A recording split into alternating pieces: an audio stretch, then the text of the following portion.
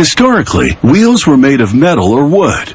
With the invention of air-filled car tires in the early part of the 20th century, the ride was revolutionized. The inflated rubber tires could better absorb the bumps on the road, and the addition of tread gave the invention serious traction. Car tires have come a long way in the last century. The modern summer tire is made of 10 to 15 different components, which include natural and synthetic rubber, chemical additives, and carbon black, a pigment. Giant blenders mix these ingredients under heat and tremendous pressure. There are various formulations for different parts of the tire. In each case, the result is gummy rubber dough, which machinery then rolls into sheets to await further kneading and processing. Polyester fabric unrolls into a machine called a calender. The calender is equipped with rollers that apply warm rubber to both sides of the fabric. This produces a rubberized fabric that will be used to reinforce the tire. This fabric ply is needed because rubber alone isn't sturdy enough to make a tire. Numerous cotton cords now spin off bobbins simultaneously. Machinery pulls them onto the warm rubberized fabric. They land on a bit of an angle and adhere. This cording creates channels that provide pathways for venting air during the actual tire building. Making rubber for tread requires 3 different rubber formulations. Extruders shape the 3 streams of rubber, and then they enter a die that forms them into one. Many paint rollers apply different colored stripes. It's a coating system for identification of the ingredients during processing. To avoid tension, the system creates slack in the feed. A blade slices the tread rubber to length. Next, many steel cables uncoil at once to make the bead, the part of the tire that gives it the strength it needs to stay on the wheel rim.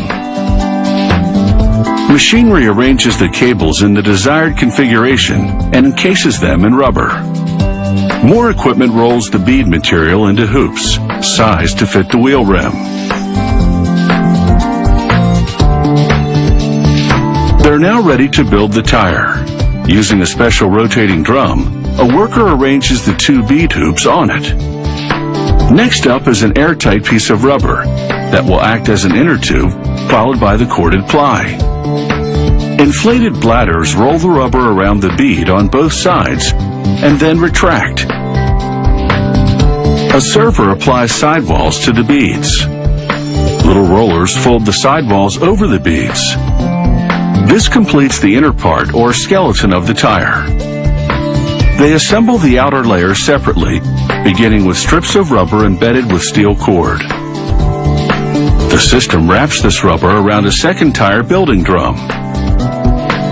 Next up are narrow strips of rubber ply. The computerized system winds them with just the right amount of tension for a graduated effect.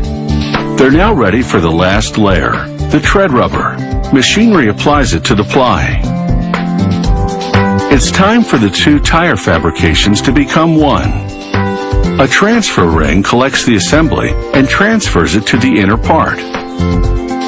Compressed air inflates the tire to shape it, and all the sticky layers adhere together. The machine rolls the edge of the tread rubber over the sidewalls. They now have what's known in the industry as a green tire, an uncured tire without tread pattern.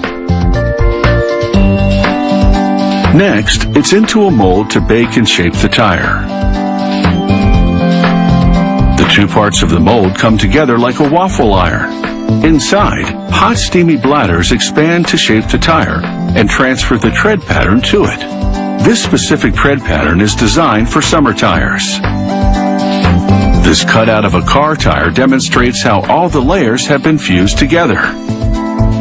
The time in the hot pressurized mold has caused the rubber to vulcanize, a chemical reaction that transforms it from a weak and sticky substance to one that's strong and elastic. A worker trims excess rubber. After final inspections confirm the tire shape is uniform and geometrically correct, the tire is ready for shipment. It's time for the rubber to hit the road.